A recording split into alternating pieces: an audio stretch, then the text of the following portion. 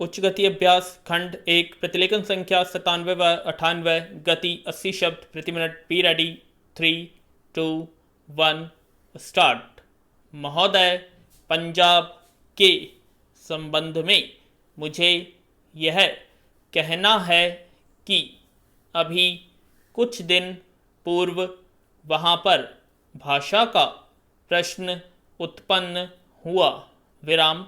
मेरा अपना विचार है कि जब भाषा के आधार पर पंजाब का विभाजन हो गया तो आज पंजाब की भाषा पंजाबी है और यह पंजाब के लोगों को निर्णय करना है कि वह पंजाबी किस लिपि के अंदर लिखी जाए। विराम। लेकिन एक बात मैं पंजाब की सरकार से आपके माध्यम से निवेदन करना चाहता हूँ कि आज जब पंजाब के अंदर 45% लोग इस प्रकार के हैं जो यह कहते हैं कि हमारी अपनी मातृभाषा हिंदी है, तो पंजाब की सरकार को अल्पसंख्यकों की भाषा को संरक्षण देने के नाम पर दूसरी भाषा के रूप में हिंदी को मानने में किसी प्रकार की कोई आपत्ति नहीं होनी चाहिए। इसमें दोनों के संबंध में मधुरता आएगी और किसी प्रकार के अनावश्यक आंदोलन से हमारा सीमावर्ती राज्य बचा रहेगा। विराम।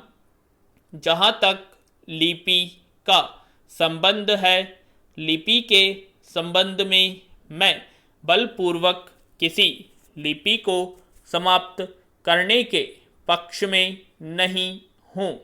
मेरा विचार रहा है कि देश में अपनी लिपियों को सुरक्षित रखते हुए अगर प्रादेशिक भाषाएं किसी एक सामान्य लिपि को वैकल्पिक लिपि के रूप में स्वीकार कर ले तो देश की अनेक भाषाओं को निकट आने में बहुत बड़ी सहायता मिल सकेगी।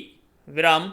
अगर पंजाब के लोग भी इसी आधार पर विचार कर सकें तो मैं समझती हूँ कि यह पंजाबी भाषा के हित में और देश की एकता के हित में होगा। विराम। पैरा। अंतिम बात जिसको कहकर मैं अपना भाषण समाप्त करना चाहता हूँ वह है प्रश्न जो आज पंजाब और हरियाणा में तनाव का कारण बना हुआ है और वह है चंडीगढ़ का प्रश्न। विराम। सभापति जी, आपने देखा होगा कि कल इस प्रश्न को लेकर यहाँ एक गर्मा गर्मी का वातावरण भी उत्पन्न हुआ। विराम। इसके लिए मैं मुख्य रूप से केंद्रीय सरकार को दोषी मानता हूँ। विराम। सरकार की अपनी आदत है कि जो इस प्रकार के विवादास्पद प्रश्न होते हैं उनको लंबा टालने की इसकी प्रवृत्ति बन गई है। सरकार सोचती है कि अगर कोई प्रश्न लंबा टाला जाएगा तो लोग भूल जाएंगे और अंत में तनाव स्वतः ही नहीं रहेगा। विराम। इतिहास इस बात का साक्षी है कि जिस जिस प्रश्न को सरकार ने टालना चाहा, चाहे मैसूर महाराष्ट्र का सीमा विवाद का प्रश्न हो गोदावरी या कृष्णा के जल का झगड़ा हो। पैरा महोदय, पंजाब के अंदर चंडीगढ़ का झगड़ा हो। सरकार ने जिस झगड़े को टालना चाहा वह झगड़ा और अधिक उग्र रूप लेकर देश के और सरकार के सामने आया।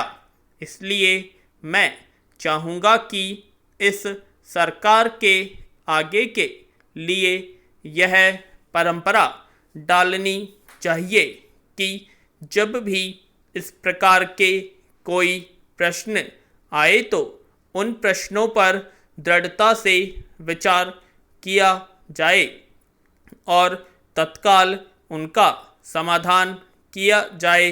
विराम। वर्षों तक उन प्रश्नों को लटकते छोड़ लोगों को आपस में संघर्ष का अवसर नहीं देना चाहिए। मैं आपसे निवेदन कर रहा हूं कि जो राष्ट्रीयकरण के समर्थक हैं वे भी राष्ट्रीयकरण को साध्य नहीं मानते। विराम। प्रधानमंत्री ने स्वयं स्वीकार किया है कि अनेक देशों में बैंक सरकार के हाथ में है, लेकिन बैंक सरकार ने ले लिया तो समाजवाद आ गया। ऐसा कोई नहीं कह सकता। विराम। जिन देशों में समाजवाद नहीं है वहाँ बैंक सरकार के हाथों में है। फ्रांस में समाजवाद नहीं है, सरकार ने बैंक ले लिए, और ऑस्ट्रेलिया में बैंक सरकार ने लिए थे, लेकिन बैंक कर्मचारियों के आंदोलन के फलस्वरूप चुनाव में जब नई सरकार बनी तो बैंकों का राष्ट्रीयकरण समाप्त करना पड़ा। विराम। राष्ट्रीयकरण कोई हर रोग की रामबाण औषधि नहीं है और राष्ट्रीयकरण सरकारीकरण में नहीं बदलना चाहिए। पैरा। जिस तत्परता से सरकार ने बैंकों को अपने हाथ में लिया है उससे आर्थिक क्षेत्र में कठिनाइयाँ पैदा हो सकती हैं। नई नई लोगों में नई नई आशाएं जागी हैं। क्या ये आशाएं पूरी की जा सकेंगी?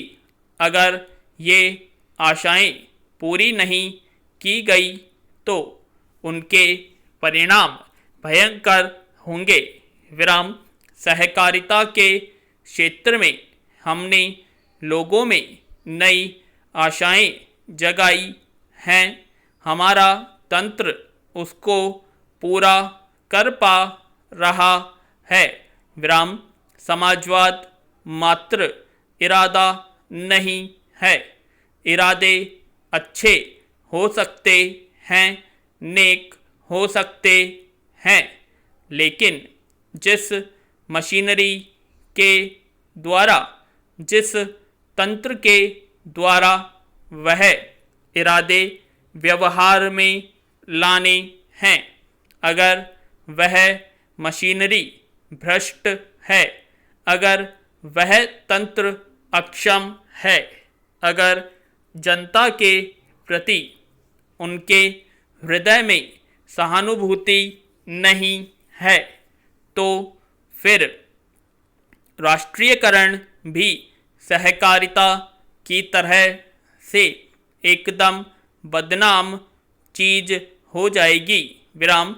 सरकार बहुत से कारखाने चला रही है, कुछ अच्छे चल रहे हैं, कुछ बुरे चल रहे हैं, लेकिन कारखाने चलाने के लिए, सरकारी संस्थाएं चलाने के लिए जैसे आदमी हमें चाहिए वैसे आदमी तैयार करने का हमने प्रयत्न नहीं किया है।